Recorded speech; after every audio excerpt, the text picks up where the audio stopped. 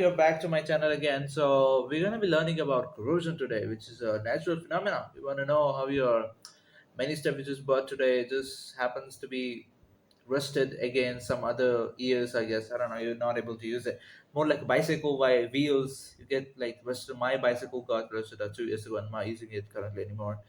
But I still have it. It has great memories in it. But anyway, moving on, we have corrosion today, which is a natural phenomena which like the metal gets eaten. In a layman words, it's get eaten by rust, or like it just happens because of natural phenomena. It just reacts with the moisture in the air. Pretty much a metal, when it reacts with the moisture in the air, which is a chemical reaction, it causes rust. That's the only reason which will get it corroded. And we have many types of corrosion. We have petty corrosion, we have uniform corrosion, we have differential aeration corrosion, we have metal differential corrosion.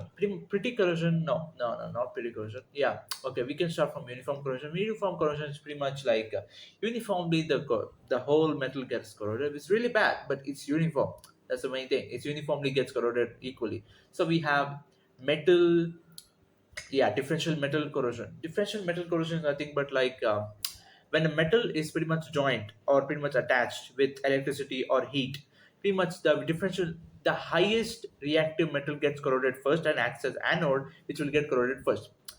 Basic knowledge is pretty much like anode gets corroded first and cathode corroded gets after or never gets corroded, because it's not reactive as compared to other metals. So pretty much the highest reactive metal, let's just consider copper and iron. Sorry, copper and yeah, iron. So copper gets corroded first before an iron. That's why they get attached to each other because as a protective layer. Coming to protective layers, let's talk about later. We have differential aeration corrosion, in which like wow, in which like when the water, let's just consider a beaker full of NaCl and dip iron nail, I guess iron rod or iron nail in it. The pretty much whatever is above the NaCl solution acts as cathode, because the highest concentration of oxygen in it. So that acts as cathode, that doesn't get corroded, as per we just know, like cathode doesn't get corroded, but the anode does. As a low concentration of oxygen happens, that gets corroded inside the NaCl solution. Therefore, the inside of the solution, that which it is like lower concentration of oxygen, that gets corroded easily. So moving on to petty corrosion. Petty corrosion is pretty much like holes or dust particles present on the nails. The under the dust particles or holes, inside the holes, pretty much they cause corrosion and happens to be corroded easily, and it's very bad because that result to a failure of a metal. And another, we have like, I think it's all done. Petty corrosion, yeah, metal corrosion, and we have uniform aeration, yes. So we have other two types of protective measuring actually. The protective measuring is pretty much like galvanization and sacrificial anode method. Galvanization is pretty much applying a coat of zinc. Pretty much there is a whole process behind it, of course.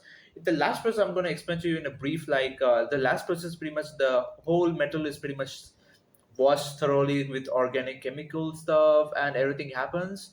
And we get Zn, which is to about like 400 degrees Celsius in a molten state, and we're gonna dip the metal in it because it's good.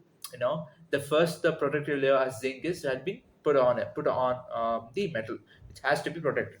So pretty much that's the galvanization. Protective layer of zinc is applied on the metal, which is known as galvanization. Then we have like the other one was sacrificial anode metal, in which like reactive metals, like we just took like copper, reactive copper. Let's just say copper is reactive than, yeah, it is copper is reactive than iron. So pretty much if you take iron and copper, we just take because it's very reactive. Copper is the anode, of course, and iron is cathode. So pretty much we take it anode sacrificial, so sacrifice the anode to get it on the cathode, to get it more effective, and it's more valuable, more good as more acts good as a metal. So that much is everything. Let's just conclude everything. We just learned about corrosion, types of corrosion, what are types of corrosion, aeration corrosion, metal differential corrosion, and we have petty corrosion, we have uniform corrosion. What are the types of protecting them is pretty much galvanization and sacrificial element method. That's all for today, and I hope you come back to this channel, and please please do subscribe. Let's just watch this video together and just we are done. And thank you so much. Have you ever wondered why some metals rust over time? Why the shiny new bike you bought last summer now has patches of brown and red? This transformation is due to a process called corrosion, a natural phenomenon that is as fascinating as it is destructive.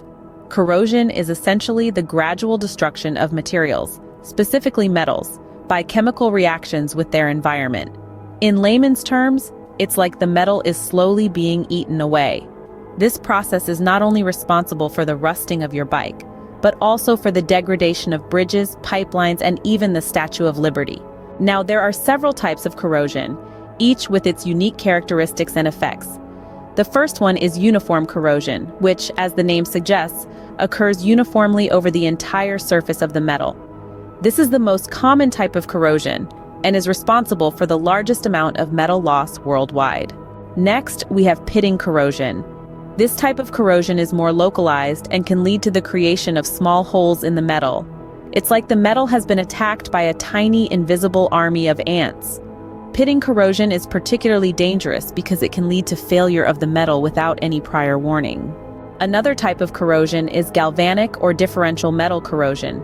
This happens when two different metals are physically or electrically connected and immersed in an electrolyte. The more reactive metal acts as an anode, the part that corrodes, while the less reactive metal acts as a cathode. Similarly, there's differential aeration corrosion, which occurs when there are variations in the concentration of oxygen on a metal surface. This is commonly seen in metals that are partially immersed in water, with the portion above the water experiencing a higher oxygen concentration and acting as a cathode, while the portion below the water, with a lower oxygen concentration, acts as an anode. While corrosion can be destructive, there are ways to prevent it or slow it down. One of these ways is galvanization, where a protective layer of zinc is applied to the metal. The zinc acts as a sacrificial anode, corroding in place of the metal and thus extending its life. Another method is the use of sacrificial anodes. These are pieces of a more reactive metal that are connected to the metal structure. The sacrificial anode corrodes instead of the structure, protecting it from damage. In addition, there are protective coatings and paints that can be applied to the metal surface to act as a barrier against corrosive elements. These coatings not only protect the metal, but also enhance its aesthetic appeal. So, to summarize, corrosion is a natural process that results in the gradual destruction of metals. There are several types of corrosion, including uniform, pitting, differential metal, and differential aeration corrosion. Fortunately, there are also ways to protect metals from corrosion, such as galvanization, sacrificial anodes, and the application of protective coatings and paints. Understanding corrosion and its prevention methods is crucial in many fields, from engineering to architecture, and even art conservation. Because after all, nobody wants their shiny new bike or majestic bridge to fall prey to the ravages of corrosion.